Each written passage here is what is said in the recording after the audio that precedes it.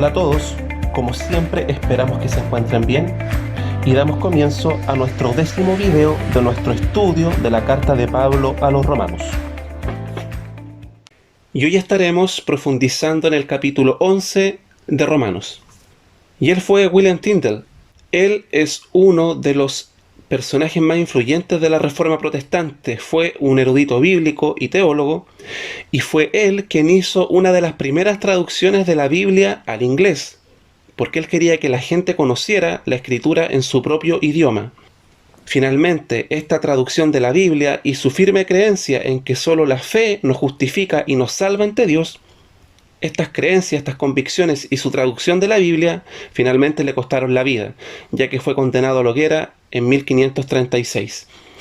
Él, en relación al libro de Romanos, dijo que Romanos es la parte principal y más excelente del Nuevo Testamento y el más puro evangelio, es decir, las buenas noticias. Y el día de hoy nos corresponde nuestro tema 10, que lleva por título El remanente de Israel. Y en la primera sección vamos a estar en Romanos capítulo 11, del versículo 1 al 10. En esta sección Pablo nos va a decir que Dios siempre ha sido fiel, porque Él salva a su remanente. Los judíos, a pesar de haber recibido muchos siglos antes la revelación de la gracia de Dios, estaban atrapados en este concepto, en esta idea religiosa, de que ellos debían hacer algo y debían tener méritos para que a cambio Dios los amara y los salvara. Entonces uno se pregunta, ¿entonces Dios falló a la promesa que les había hecho al pueblo de Israel? Y lo que Pablo va a hacer acá es adelantarse a esa pregunta que probablemente iba a estar en la cabeza de los hermanos de Roma al leer esto. Y es lo que Pablo ha estado buscando responder desde el capítulo 9 al 11 que vamos a ver hoy día. En las últimas clases hemos estado profundizando en esta idea de cómo Dios salva soberanamente a sus escogidos. Y hoy terminaremos esta sección entonces que ha estado Pablo explicando del capítulo 9 al 11, que es el que vamos a ver hoy día. Y leemos Romanos 11, versículo 1, que lleva por título El remanente de Israel. Por lo tanto, pregunto, ¿acaso rechazó Dios a su pueblo? La pregunta que estábamos anticipando recién. Dios escogió a los judíos y los separó como pueblo. Les dijo, ustedes serán mi pueblo para siempre y yo no los abandonaré. En varios salmos se dice que Dios no abandona a su pueblo, con quienes Él ha hecho un pacto y que Él no rompe su pacto. Por lo tanto, ¿cómo es posible que ahora Dios rompa su pacto con Israel y los abandone a ellos para salvar a los gentiles? ¿Significa entonces que Dios dejó de cumplir sus promesas? Leemos el versículo 1b. De ninguna manera, yo mismo soy israelita, descendiente de Abraham, de la tribu de Benjamín. O sea, Pablo dice, de ninguna manera. De hecho, yo soy israelita, dice él. Si no, ¿cómo yo creo en Cristo entonces? Yo soy descendiente de Abraham, y ni más ni menos que de la tribu de Benjamín, una de las tribus más privilegiadas del Antiguo Testamento, de donde salió el primer rey, Saúl. Y él dice, yo he creído en Cristo. Por lo tanto, Dios no ha rechazado a su pueblo. Versículo 2. Dios no rechazó a su pueblo al que de antemano conoció.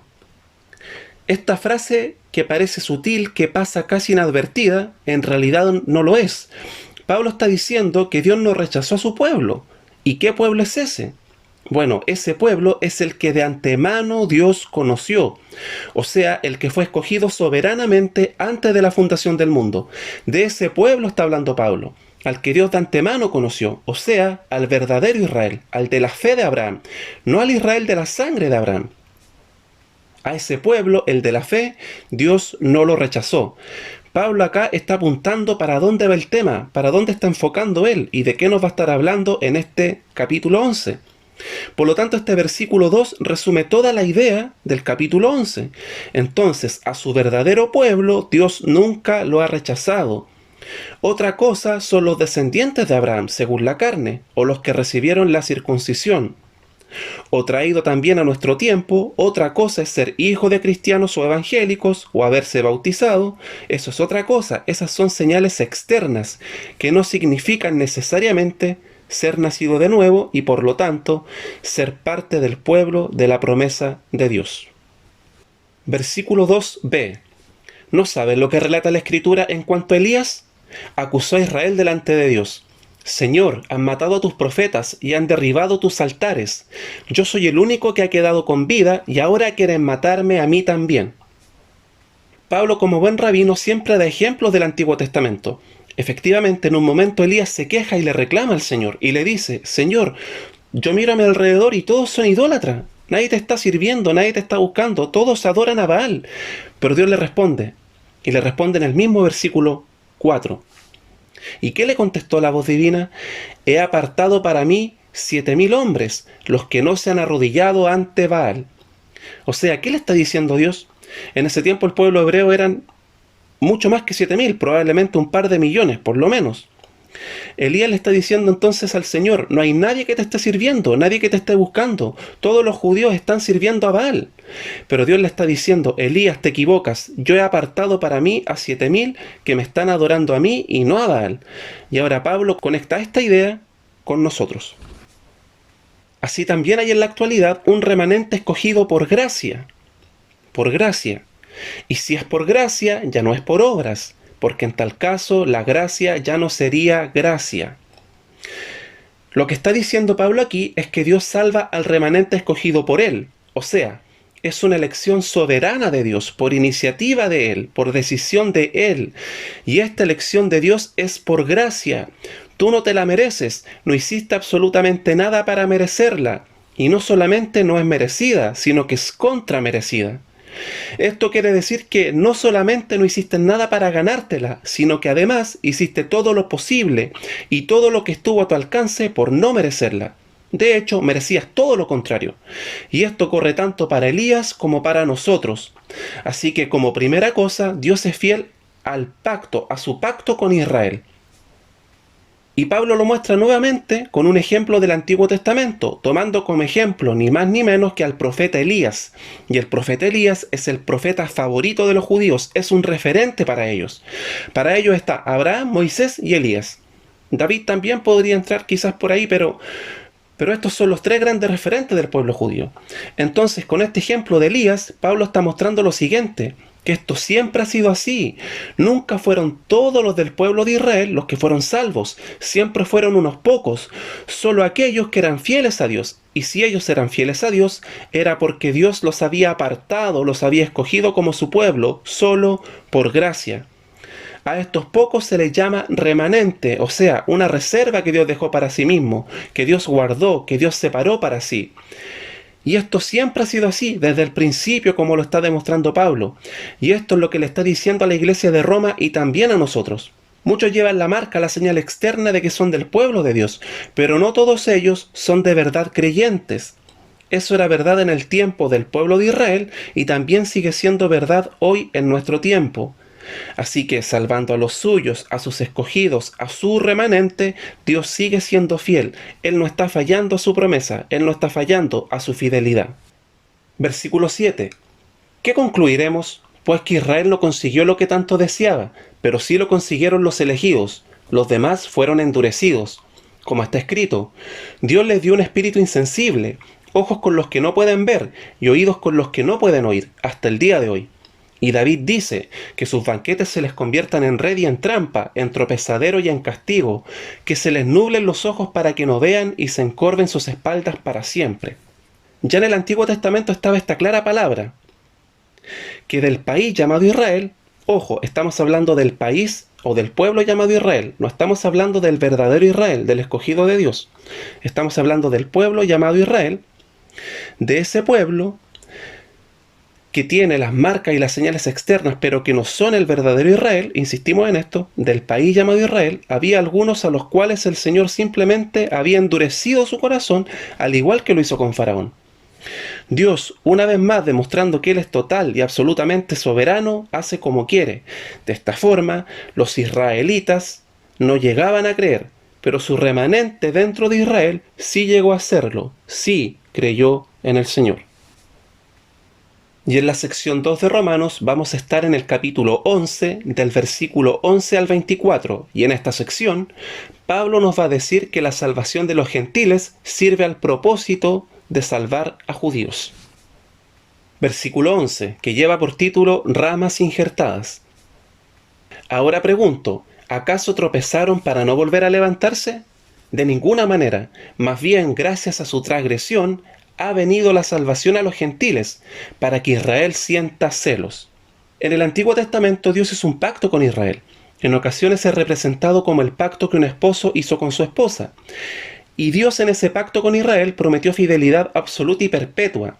Pero su esposa Israel no pocas veces fue también representada en el Antiguo Testamento como una mujer adúltera, incluso como una prostituta, que constantemente se arrancaba de casa para prostituirse, mientras su esposo la esperaba en casa fielmente, como lo muestra por ejemplo el libro de Oseas. Y la Escritura nos muestra que nosotros somos esa prostituta, con nuestro corazón que constantemente se desvía a la idolatría, con nuestro corazón que constantemente se rebela contra el Señor y va contra su voluntad para servir a falsos dioses. Y por lo tanto, nosotros somos la esposa prostituta y Dios es el esposo fiel que siempre nos recibe de vuelta en casa, y así se muestra cómo es la relación del pacto de Dios con su pueblo. Pero Jeremías nos cuenta un pequeño gran detalle. Él dice que llega un punto en donde Dios le dice a Israel, voy a divorciarme de ti. Lo curioso de esto es que se divorcia de ella para después volver a casarse con ella misma. Y ahí uno se pregunta, entonces, ¿para qué se divorció? Bueno, Dios se divorcia de su esposa para que ella sufra las consecuencias del abandono de Dios, porque esta es una esposa que además de adúltera es descarada y está muy mal acostumbrada a todo el sustento y el bienestar que su esposo le daba generosamente. Así que le dice, voy a dejarte que sufras las consecuencias un rato de lo que es estar sin mí, y entonces tú, al darte cuenta, vas a volver de nuevo a mí. Luego de un tiempo entonces, él la vuelve a llamar con amor y se casa de nuevo con ella. Así que esta esposa adúltera es el pueblo de Israel con quienes Dios hizo un compromiso en el Antiguo Testamento. Ahora Pablo está diciendo que esa profecía de Jeremías se cumple mediante la predicación del Evangelio a los gentiles. ¿Y cómo ocurre esto? Bueno, comienzan a convertirse muchos gentiles y eso produce celos en Israel. Y por medio de esto, Dios comienza a preparar entonces un nuevo Israel, una nueva esposa. Y este nuevo Israel incluye tanto a los escogidos del Antiguo Testamento como también a los escogidos del Nuevo Testamento, que son judíos y gentiles. Y así se forma un solo gran pueblo que será el último Israel perfecto y definitivo. Ahora, no es raro que hasta el día de hoy un judío sienta celos de la relación que un cristiano gentil tiene con Dios, en donde sin necesidad de rituales ni supersticiones tiene acceso directo al lugar santísimo, solo mediante la oración. Sin embargo, esto también está disponible para el judío, pero si cree. No simplemente porque desciende, no porque tenga la sangre de Abraham, no porque fue circuncidado. Ese judío no es el verdadero pueblo de Dios, mientras no crea y se arrepienta. Versículo 12. Pero si su transgresión ha enriquecido al mundo, es decir, si su fracaso ha enriquecido a los gentiles, ¿cuánto mayor será la riqueza que su plena restauración producirá? Pablo da por hecho que va a venir esa restauración, porque Dios lo ha prometido por medio de los profetas del Antiguo Testamento. Dios va a volver a casarse con su esposa, que es Israel, pero ojo, el remanente de Israel, el remanente de ese pueblo, de la cual él se divorció. Pero ahora estamos en el momento del divorcio. Versículo 13. Me dirijo ahora a ustedes, los gentiles, como apóstol que soy de ustedes, le hago honor a mi ministerio, pues quisiera ver si de algún modo despierto los celos de mi propio pueblo, para así salvar a alguno de ellos. Aunque el apostolado de Pablo incluía tanto a judíos como a gentiles, lo cierto es que él había sido designado claramente para ser, y llegó a ser de hecho, el apóstol de los gentiles. Y Pablo se muestra muy motivado en poder ayudar al propósito de Dios mencionado en el versículo 11, o sea, promover la salvación de los gentiles para hacer que así Israel sienta celos y que esto finalmente los guíe a la salvación. Él guardaba la esperanza de que algunos judíos pudieran ser salvados por medio de su ministerio entre los gentiles, y esta esperanza de Pablo se basaba en la promesa de Dios respecto a la salvación de este remanente de Israel. Versículo 15. Pues, si el haberlo rechazado dio como resultado la reconciliación entre Dios y el mundo, ¿no será su restitución una vuelta a la vida? Todos los judíos, con excepción de un remanente, se habían endurecido en contra del Evangelio y a su vez habían sido endurecidos. Ahora Dios, en su providencia, causa un doble resultado. Por una parte, el Evangelio era ahora proclamado a las naciones del mundo y los gentiles que lo aceptan por fe son reconciliados con Dios. Es decir, que la comunión entre Dios y ellos queda restaurada. Por otro lado, los israelitas endurecidos por el pecado, al darse cuenta de la paz y el gozo experimentado por estos gentiles, se llenan de envidia, pero esta envidia es cambiada por Dios en una fe verdadera en el Señor Jesucristo. Y acá no nos referimos a todos los israelitas, sino solo a aquellos que crean verdaderamente en Cristo. Estos son el remanente de Israel. Ahora, estos israelitas amaban lo que antes odiaban. Sobre todo, saben que ya no son más enemigos de Dios. Ahora han sido aceptados por ese mismo Dios contra el cual ellos antes se habían endurecido. Pablo entiende mejor que nadie esta transformación, ya que él, de ser un implacable perseguidor de la iglesia, pasó a ser apóstol de Cristo. Versículo 16. Si se consagra la parte de la masa que se ofrece como primicias, también se consagra toda la masa. Si la raíz es santa, también lo son las ramas. Esta ilustración que está usando Pablo tiene su origen en Números. Cuando los israelitas ofrendaban al Señor una torta, ellos la preparaban con las primicias de la cosecha del grano, de toda su cosecha. Ellos apartaban un poco de grano, ¿cierto? Y con esto preparaban esa torta. Cuando los israelitas traían esta ofrenda al Señor, esta torta, por intermedio de ella, consagraban toda la cosecha de todos los granos. Y ahora se consideraba, por lo tanto, que toda esa cosecha estaba apartada para el Señor. A partir de esta idea, Pablo dice que si la raíz de un árbol es consagrada al Señor, también lo son las ramas. Por lo tanto, acá la torta y la raíz simbolizan a los patriarcas, Abraham, Isaac y Jacob, porque más adelante Pablo dirá que el amor de Dios por los israelitas viene de su amor por los patriarcas. Así que las ramas son los descendientes de estos antepasados, de estos patriarcas. Ellos son el pueblo de Israel.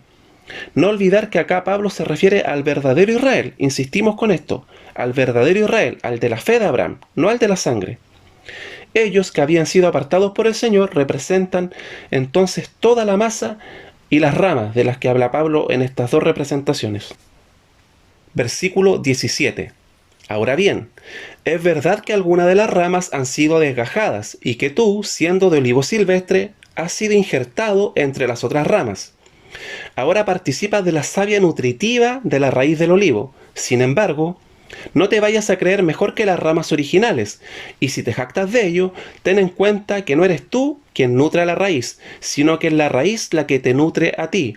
Tal vez dirás, desgajaron unas ramas para que yo fuera injertado. De acuerdo, pero ellas fueron desgajadas por su falta de fe, y tú por la fe te mantienes firme. Así que no seas arrogante, sino temeroso, porque si Dios no tuvo miramientos con las ramas originales, tampoco los tendrá contigo. Pablo nos dice a nosotros que como gentiles somos ramas injertadas en el olivo que era Israel. También nos llama a tener plena confianza en quien nos llamó, pero con total humildad, sin olvidar que si permanecemos unidos a Cristo es solo por gracia. No es por nuestros méritos, no es por nuestras obras, no es por nuestro esfuerzo, es solo por su gracia. Pablo, consciente del corazón del ser humano, que tiende a sentirse mejor que los demás, advierte a los cristianos de Roma a no mirar por sobre el hombro o con desprecio a los judíos. Ella fue Edith Schaeffer. Ella fue una famosa escritora cristiana estadounidense. Ella también fue esposa del también conocido Francis Schaeffer, quien fue un teólogo, un filósofo y un pastor presbiteriano también en Estados Unidos. Ella decía, el cristianismo es judaico. Ella dijo esto porque el cristianismo proviene de todo el Antiguo Testamento, proviene del judaísmo, esa es nuestra raíz. La fe de Abraham, de Moisés, de Elías, etc., es nuestra fe hoy día. Si tienes dudas sobre esto, lee Hebreos 11, que habla de todos estos israelitas o hebreos que son ejemplos de fe para nosotros. Por eso es totalmente absurdo que un cristiano odie a Israel o que un cristiano odie a los judíos.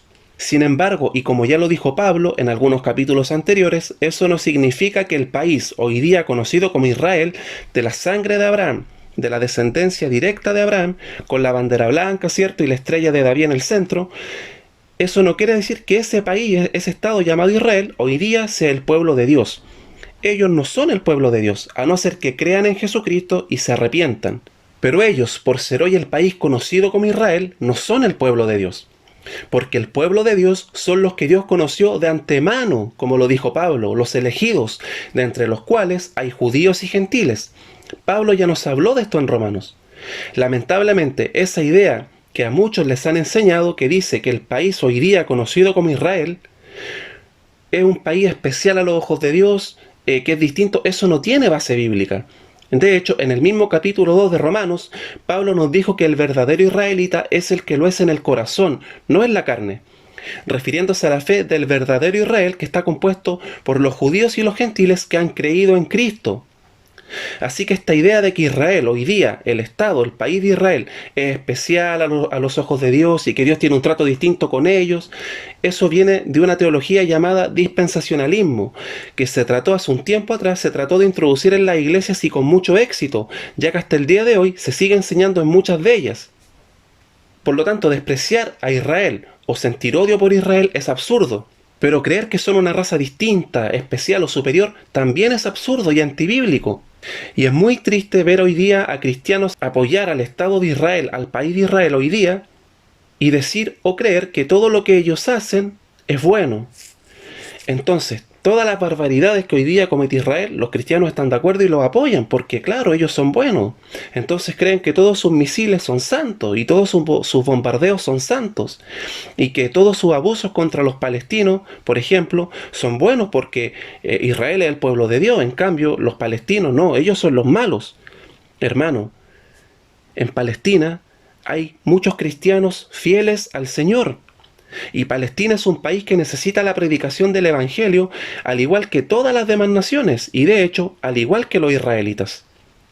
El pueblo de Israel, el país de Israel hoy día, es uno de los países que más se opone a la predicación del Evangelio. Así que aquí no hay diferencias de raza ni de pueblos. Por eso Dios ha escogido de toda raza, lengua, tribu y nación, y los judíos no están por sobre los demás, sino que están junto con todos los demás. Así que se les debe predicar el Evangelio a todos, y el que no cree no puede ser salvo, aunque sanguíneamente desciendan de Abraham y sean judíos. Si no creen en Cristo como Señor y Salvador de sus vidas, no pueden ser salvos, al igual que los incrédulos de las demás naciones. Finalmente, Pablo nos recuerda que no somos nosotros quienes nos sostenemos a la raíz, sino que es la raíz la que nos sostiene a nosotros. Versículo 22. Por tanto, considera la bondad y la severidad de Dios, severidad hacia los que cayeron y bondad hacia ti. Pero si no te mantienes en su bondad, tú también serás desgajado.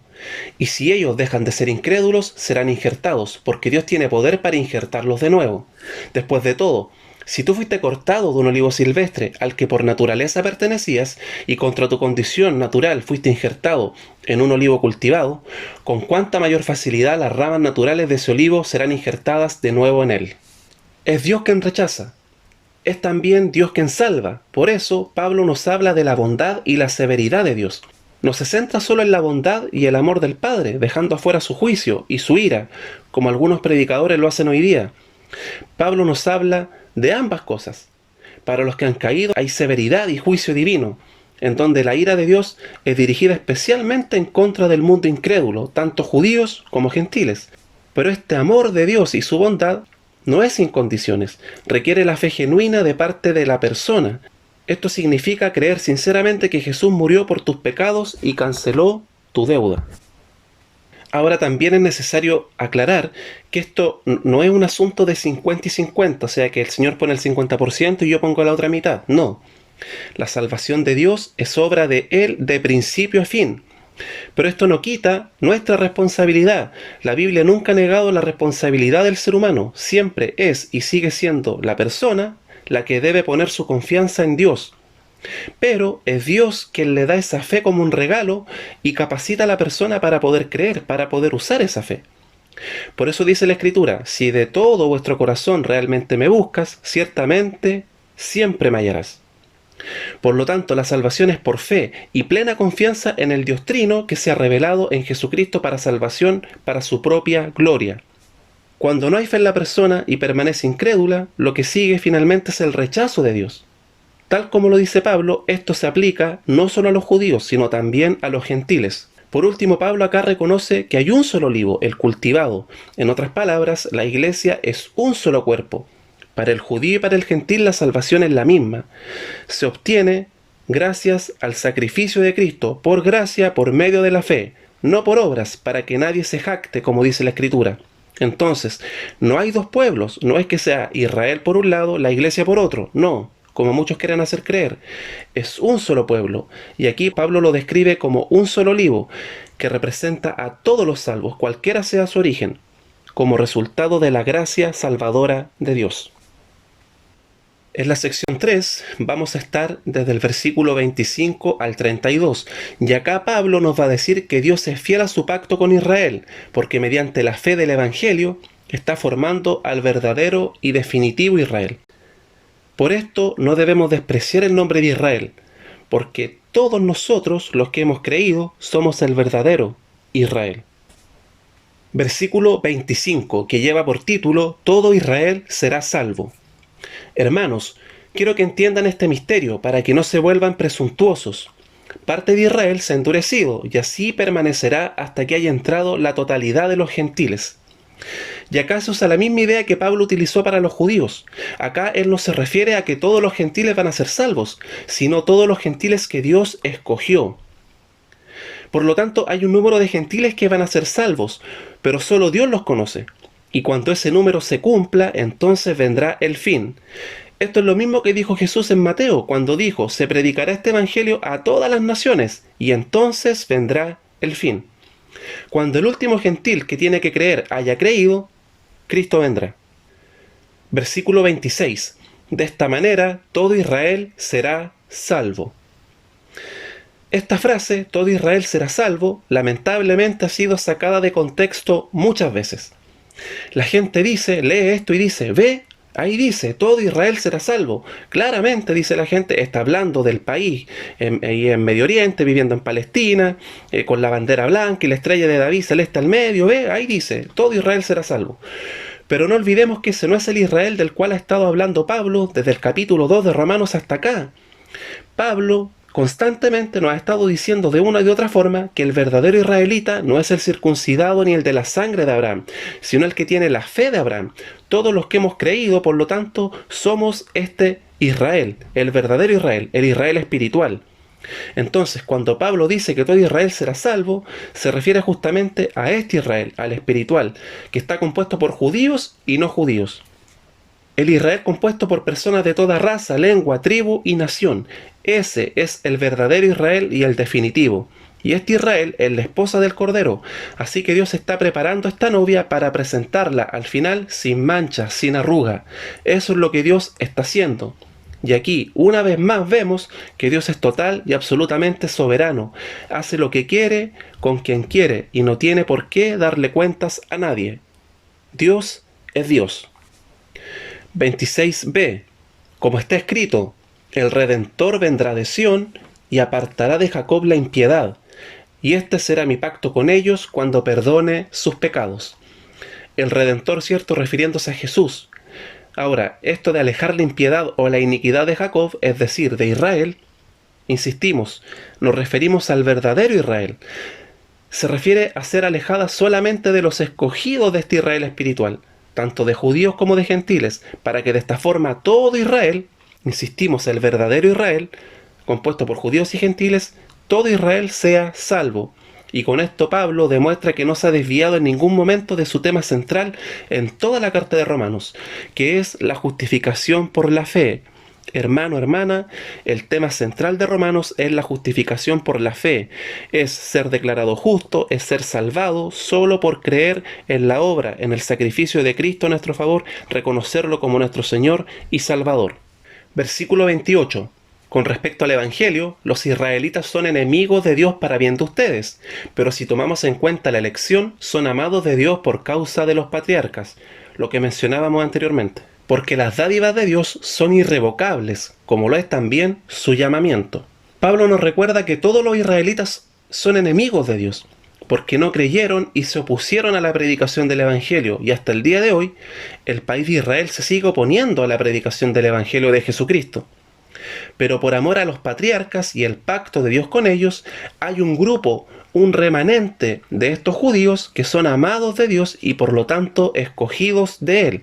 Los mismos judíos que una vez habían sido enemigos del Evangelio, ahora han sido reconciliados con Dios y pasan a ser amados de Dios y hermanos en la fe de los creyentes. Y cuando dice por causa de los patriarcas, Ahora, no es por la bondad de ellos, no es por sus méritos o su perfección, sino debido a la promesa que Dios les hizo a ellos, es que Dios se mantiene fiel a su promesa. Así que Dios es fiel a su nombre, Dios es fiel a nosotros por causa de Él, no por nuestra causa.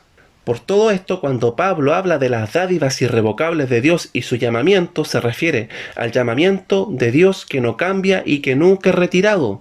Y por todo lo que el apóstol Pablo ha explicado hasta acá, este es el llamado eficaz que tiene que ver solamente con los escogidos de Dios, a los que Él llama efectivamente. Por eso Jesús dijo, ninguno puede venir a mí si el Padre que me envió no le trajere. Ninguno de nosotros puede ir por iniciativa propia ante el Señor, sino que tiene que ser Dios, el Padre, quien nos tome y nos traiga a Cristo. Versículo 30. De hecho, en otro tiempo, ustedes fueron desobedientes a Dios, pero ahora, por la desobediencia de los israelitas, han sido objeto de su misericordia. Asimismo, estos que han desobedecido recibirán misericordia ahora como resultado de la misericordia de Dios hacia ustedes. Esto continúa con la idea que Pablo expuso anteriormente, que dice que Dios llama a gentiles para poner envidioso a Israel, y de esta forma usar esa envidia para atraer a los suyos del pueblo hebreo. Y de esta forma todo Israel será salvo, incluyendo a judíos y no judíos. Ellos, que en un principio eran enemigos de Dios, ahora son amados por Él. Quienes eran desobedientes, ahora reciben misericordia. Versículo 32. En fin, Dios ha sujetado a todos a la desobediencia, con el fin de tener misericordia de todos. Todos nosotros, por naturaleza, somos desobedientes a Dios, somos desobedientes a su ley, somos desobedientes a sus mandatos. Por eso estábamos condenados, lo que Pablo nos explicó en los primeros capítulos de Romanos.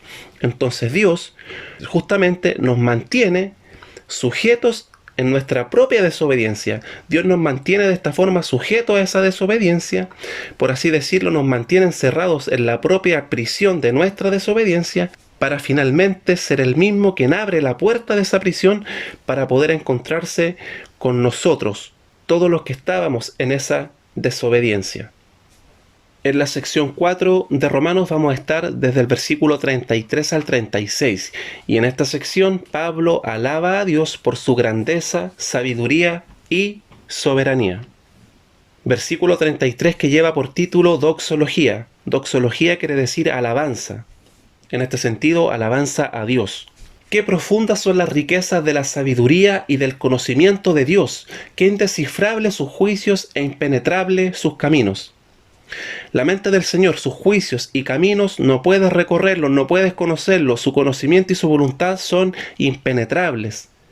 A veces tu vida va en una dirección y crees saber para dónde te lleva Dios exactamente, y de repente tu vida da un giro 180 grados y Dios te manda en otro sentido.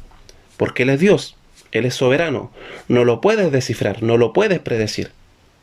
Versículo 34. ¿Quién ha conocido la mente del Señor? ¿O quién ha sido su consejero? ¿Quién puede conocer la mente del Señor? ¿O quién lo puede aconsejar? Sin embargo, hay veces que nosotros, de una u otra forma, pensamos que podemos aconsejar al Señor, y de hecho tratamos de hacerlo.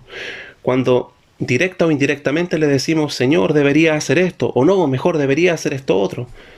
Cuando en realidad Dios sabe lo que es bueno y lo sabe mejor que tú y mejor que yo. A nosotros nos corresponde, por lo tanto, creer y confiar en su voluntad. Versículo 35. ¿Quién le ha dado primero a Dios para que luego Dios le pague? Este versículo va contra todos los predicadores de la prosperidad, que dicen, pacta con el Señor, dale 100 y Él te dará 1000. Según este versículo, ellos no conocen al Señor.